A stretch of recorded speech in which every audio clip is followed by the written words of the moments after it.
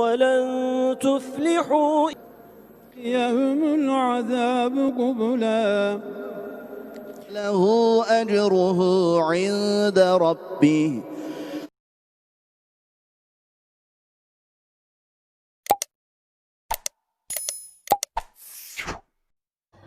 آیا صوفیہ ترکی کے شہر استنبول میں واقع ہے۔ یہ فن تعمیر کا ایک بہت ہی خوبصورت اور دلکش شاہکار ہے۔ اسے 2 دفعہ 2 مختلف بادشاہوں کی طرف سے تعمیر کیا گیا، لیکن بدقسمتی سے اسے دونوں دفعہ ہی تباہ کر دیا گیا۔ پھر اسے تیسری دفعہ رومن بادشاہ کی طرف سے تعمیر کیا گیا، اور مزے کی بات تو یہ ہے کہ اسی جگہ اسے 3 دفعہ تعمیر کیا گیا، ذرا سی بھی جگہ نہیں بدلی گئی۔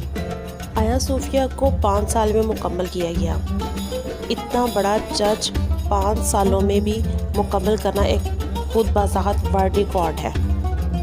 آیا صوفیہ 916 سال تک عیسائیوں کی عبادت گاہ رہا۔ سلطان محمد دوئم نے 1453 میں قسطنطنیہ کو فتح کیا اور اس چرچ کو اس نے مسجد میں بدل دیا۔ مسلسل 481 سال تک یہاں پہ اذان کی آوازیں گونجتی رہیں۔ یہ ایک بہت بڑا فیکٹ ہے اس مسجد کے بارے میں۔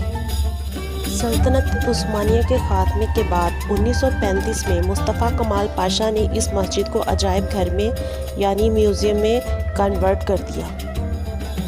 پھر عیسائیوں نے اپنی چال چلی اور انہوں نے یونیسکو کی مدد سے اسے ورلڈ ہیریٹیج میں شامل کر دیا، یعنی کہ دنیا کا ورثہ۔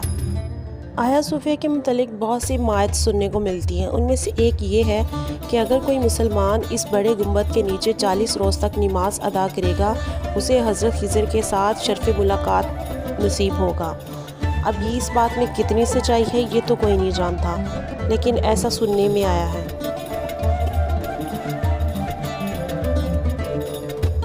آیا صوفیہ کے اندر ایک اور تجسس بھری جگہ ہے جسے وش کالم کہتے ہیں۔ عیسائیوں کا عقیدہ ہے کہ یہ وہ جگہ ہے جہاں حضرت عیسیٰ علیہ السلام نے اپنے آنسو بہائے تھے، اس لیے اس پتھر میں سوراخ ہو گیا۔ جبکہ مسلمانوں کا وش کالم کے بارے میں یہ عقیدہ ہے کہ یہاں پہ حضرت خضر علیہ السلام نے کھڑے ہو کر اس مسجد کا رخ قبلہ کی طرف بدلا تھا۔